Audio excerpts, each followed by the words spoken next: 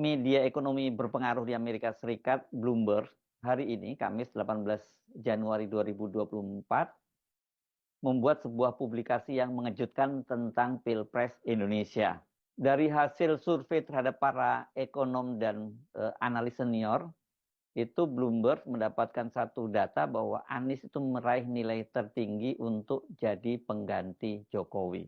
Publikasi hasil survei tersebut dituangkan dalam sebuah artikel berjudul Economists Favor Jokowi Critic as Top Choice to Lead Indonesia. Kalau kita terjemahkan secara bebas, kira-kira artinya para ekonom menjagokan kritikus Jokowi sebagai pilihan utama untuk memimpin Indonesia. Atau bisa juga kita sebut para ekonom menjadikan Anies sebagai pilihan utama untuk menggantikan Jokowi. Di bawah judul besar itu kemudian ada subjudul disebutnya begini, former Jakarta Governor Baswedan lead in Bloomberg Survey. Mantan Gubernur DKI Jakarta Anies Baswedan unggul di survei Bloomberg. Sementara subjudul berikutnya, nah ini yang sangat menohok, dituliskan begini, respondensi Jokowi Dynasty as bane for economy. Artinya ya responden menilai dinasti Jokowi itu sebagai kutukan terhadap perekonomian Indonesia. Dari 17 responden yang disurvei oleh Bloomberg, itu 10 orang diantaranya atau sekitar 58,8% mengatakan politik dinasti di bawah kepemimpinan Jokowi tidak akan memberikan pertanda baik bagi pasar dan perekonomian. Dalam penilaian para responden, politik dinasti itu terlihat ketika Jokowi mendorong anaknya Gibran Raka Buming Raka itu menjadi calon wakil presiden dari Prabowo Subianto. Dan pasangan ini mereka berjanji akan meneruskan semua program ekonomi dari Jokowi, termasuk masalah hilirisasi dan juga pembangunan ibu kota negara baru Nusantara di Kalimantan Timur. Ketika ditanya skor para calon presiden dari 3 orang calon presiden itu, responden Bloomberg memberikan nilai tertinggi yakni kepada Anies itu sebesar 33 poin, kemudian Prabowo di tempat kedua 29 poin, dan Ganjar Pranowo itu terendah dengan 28 poin. Nah, yang juga cukup menarik, ini yang saya kira sekarang sering jadi perdebatan, itu Bloomberg itu meyakini Pilpres itu akan berlangsung 2 putaran. Ini jelas sangat berbeda dengan narasi yang coba dibangun oleh Presiden Jokowi dan tim Paslon 02 melalui publikasi berbagai lembaga survei yang belakangan ini sangat masif. Para responden itu juga sangat yakin bila Anies memenangkan Pilpres, maka dia bisa mendorong ekonomi Indonesia tumbuh lebih tinggi dari 5%. Sementara Presiden Jokowi yang sebelumnya dalam janji-janji kampanyenya menjanjikan pertumbuhan ekonomi sampai 7%, gagal mewujudkan janjinya. Survei yang dilakukan oleh Bloomberg pada bulan Januari tahun 2024 ini, kendati hanya dilakukan di kalangan ekonom dan analis ekonomi senior, namun ini makin memperkuat prediksi bahwa Anies itu akan memenangkan Pilpres kali ini. Sejumlah lembaga survei juga sudah mengkonfirmasi elektabilitas pasangan Anies dan Caimin itu terus meroket, sementara Prabowo Gibran itu terus menurun. Jadi satunya tren naik dan satunya tren turun.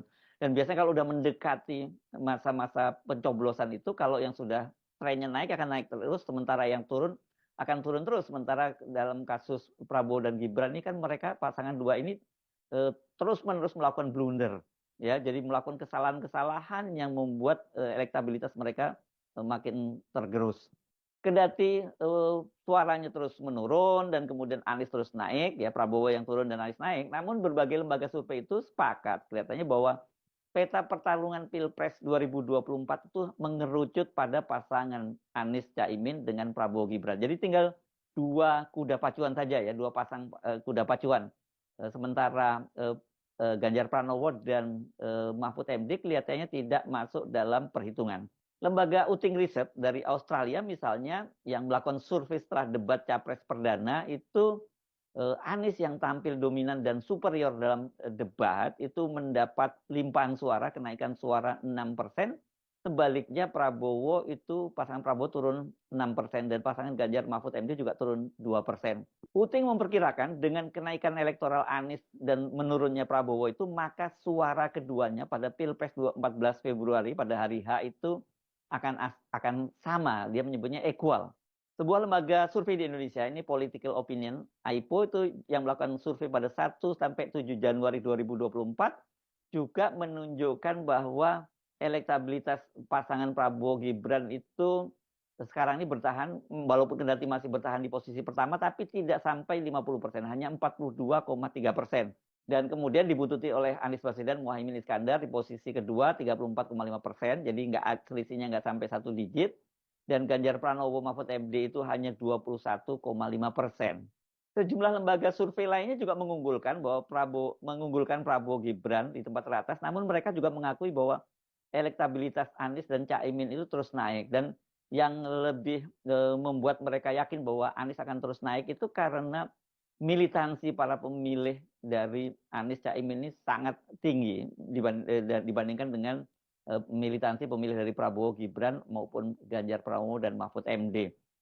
Jadi kalau pemilihnya sangat militan, ya mereka ini mengendati angkanya itu sudah lebih kecil dari Prabowo dan Gibran, itu kemungkinan mereka masih naik sangat tinggi, sementara pasangan Prabowo Gibran kendati angkanya lebih tinggi, tetapi militansinya rendah, mereka itu rentan untuk mengalihkan dukungannya. Dari situ kita bisa menyimpulkan ya wajar kalau kemudian banyak yang memprediksi bahwa ini setidaknya suara Prabowo dan Anies itu akan sama pada Pilpres nanti. Naiknya terus elektabilitas Anies dan Caimin ini selain karena disebabkan oleh konsolidasi di kalangan partai-partai pendukungnya, terutama di kalangan pemilih pemilih Nahdliyin yang menjadi basis partai PKB itu sekarang ini sangat solid. Ini juga karena sentimen negatif yang makin kuat menerpa rezim Jokowi. Desakan pemakzulan terhadap Jokowi itu makin menguat. Itu bukan hanya datang dari kalangan oposisi, namun juga dari mereka-mereka yang selama ini dikenal sebagai pendukung kuat atau die-hard dari Presiden Jokowi. Bahkan ini dalam beberapa pekan terakhir ini, Jokowi juga diguncang isu kemungkinan ada sejumlah menterinya, bahkan belasan menterinya yang akan mengundurkan diri. Dan kalau itu memang betul terjadi, maka itu akan menjadi game changer ya.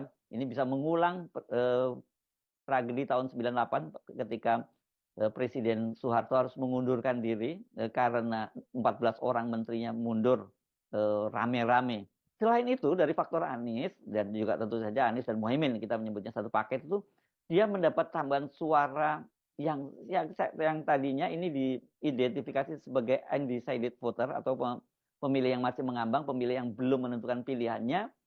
Ya ini munculnya dukungan dari pemilih muda yang sering disebut sebagai Gen Z.